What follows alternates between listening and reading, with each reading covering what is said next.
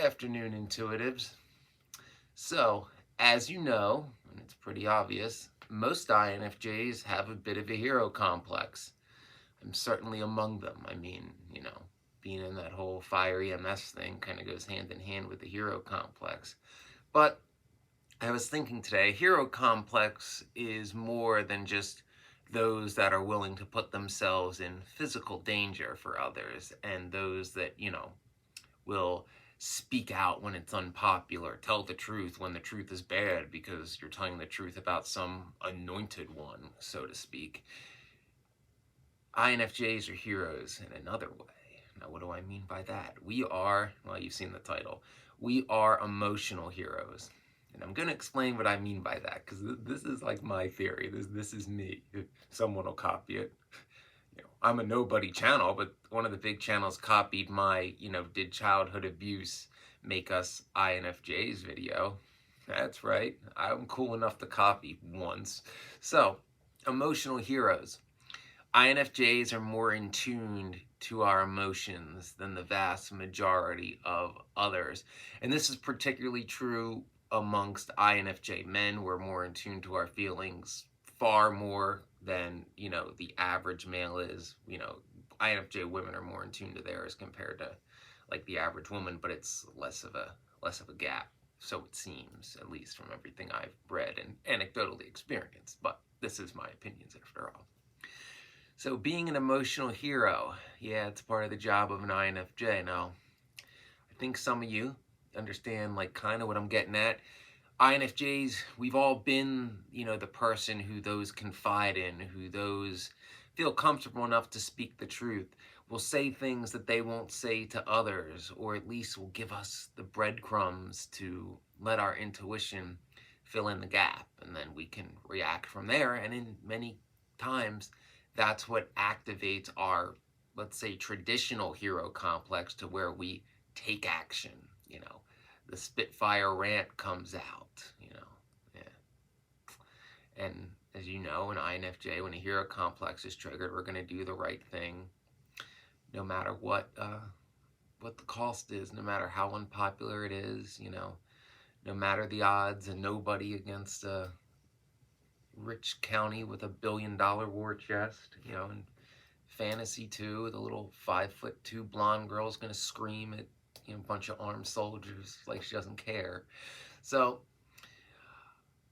being emotional heroes means that we're there for people, and oftentimes we're there for people that we don't know that well. How many times have you been the emotional hero for an acquaintance, a friend of a friend, or perhaps somebody you just met at a party and for some reason they are drawn to you and open right up to you? Yes, I have served all those roles many times. So with being an emotional hero, integrity comes into play because people not only see us as somebody who they can confide in, who, they may not know it, but we're going to use our intuition to better understand their situation and try to truly get a grasp on it and maybe see things, see patterns within what they're telling us that they can't see because maybe they're not intuitive. Most people aren't. It also means telling the truth. So when one goes for an INFJ for advice, part of being an emotional hero is truth and integrity in calling it like you see it. If somebody's coming to an INFJ for advice, they know we're going to tell them what we truly see, whether they like it or not. We're not just going to repeat what they want to hear. That can be dangerous for us. Certainly was the last time that, I was in that position. Somebody was in trouble. They were miserable and didn't know how to get out of the situation. They told me out of nowhere. We were talking about something completely unrelated. And, I was familiar with the situation, particularly the type of abuser this person was up against. And I, voiced my honest opinion on the situation based on what I've seen and the observations of others. This situation was, I wasn't the only one who thought something was up. There were, a bunch of people that came to the same conclusion independently of each other, so you know what that means. But nonetheless, I was vilified for it. That too is part of being an INFJ, emotional hero. People can turn on you like that. People can turn on you for telling the truth, even when up to that point they were encouraging you to do the very thing that they're now vilifying you. I did a whole video on it. INFJs beware Daenerys Targaryen syndrome, because that's perhaps the most famous fictional example of this phenomenon that most people are familiar with, and it's an easy way to get the point across. Decent video, you should watch it too, by the way. But being an emotional hero can sometimes be harder than being a traditional hero, because being an emotional hero for us as empaths means we are constantly taking in, feeling those negative feelings, feeling that sadness, that betrayal, that, sense of abuse, of everything that those are confiding in us about. And that's a lot for us to take in, because let's be honest, INFJs, we're not the most emotionally healthy people on a good day. We assume the worst about a lot of things because the worst usually happens. And yeah, because of our introverted nature and our empathy, people tend to stab us in the back a lot. My back's all scars at this point. So it wears on you. But as emotional heroes, we feel this sense of duty to continue to help others, to continue to give people our honest insights about situations, and we do it justly and fairly. As emotional heroes, not only do we call it like we see it, the situation, but we call it like we see it with other people too, regardless of, if they're in the club, if they're wealthy, if they're connected, hell, even if they're, rich and famous. We're gonna tell the person what we normally see.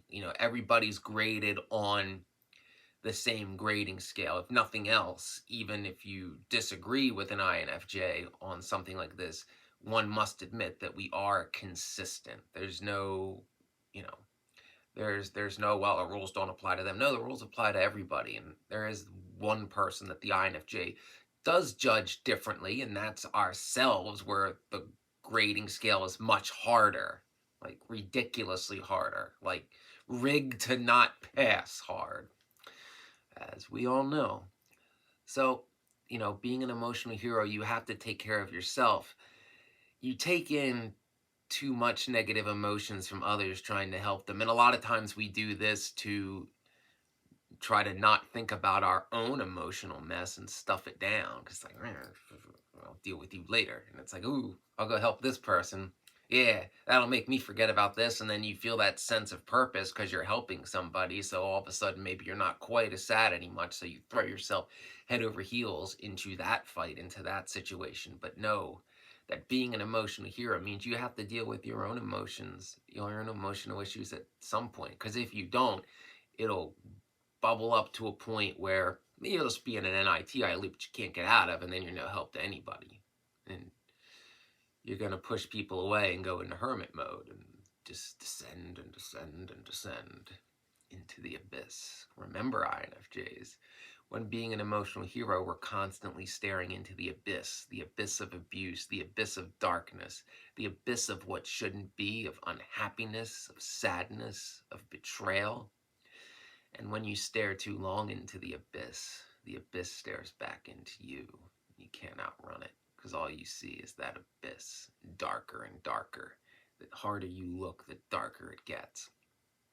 So yes, being an emotional hero can be harder in that respect, because you actually have to open yourself up to let these people know that you understand. And INFJs, while we're not usually the type that'll talk about ourselves, but if somebody's in pain and we're empathizing with them and we've had a similar experience, we will share that even with people we barely know, to basically let them know, like, I've been there. Like, this isn't some, vapid platitude or social construct. Ah, you were hurt, pat on back. Now back to me, that would be narcissistic.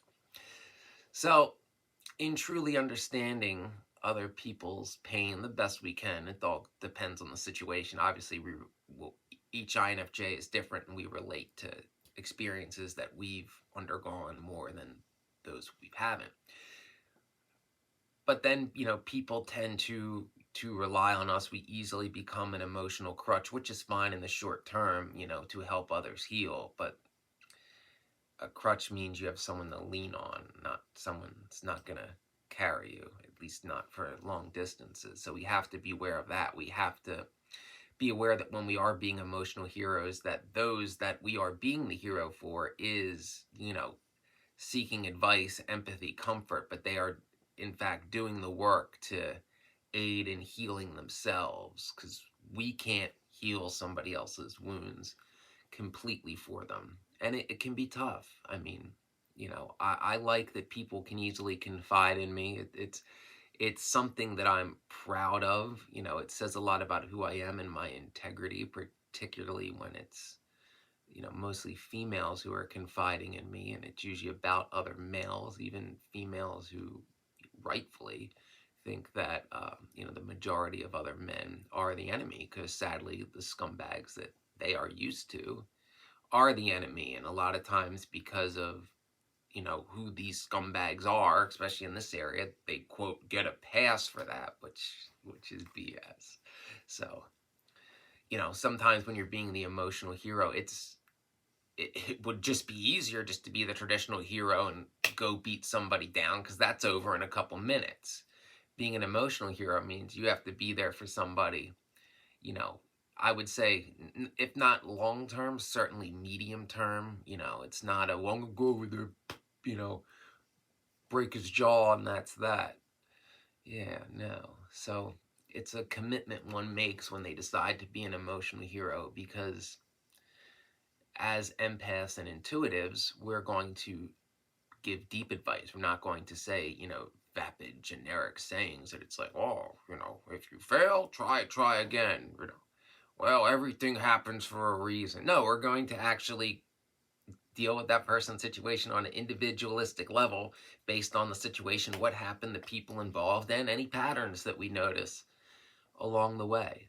So, yes, we are the emotional heroes. We are probably the of all the types, the biggest emotional heroes, perhaps. I mean, it might be the ENFJs. We're more intuitive, but they're so extroverted and empathic and just naturally loving and caring. But maybe that's just me, because I have such a soft spot for them. So yes, that point is debatable. But, INFJs, and I guess ENFJs if you watch too, keep in mind it's just as heroic, maybe more heroic, to be somebody's emotional hero than the traditional, kick the door in, take vengeance kind of hero. Because there's a lot more people that can do that than be an emotional hero. So I hope I made sense and this helped. Trust your intuition when somebody needs an emotional hero, and try to be there for them best you can. And remember to keep up your integrity when you're being an emotional hero. Sometimes the person you're helping has to hear hard truths. Telling them what they want to hear isn't going to help heal them. It'll maybe provide short-term comfort, but it's not, in the long run, it's going to do more damage than good. So please like and subscribe and hit notifications to find out when I decide to post other videos if YouTube feels like telling you.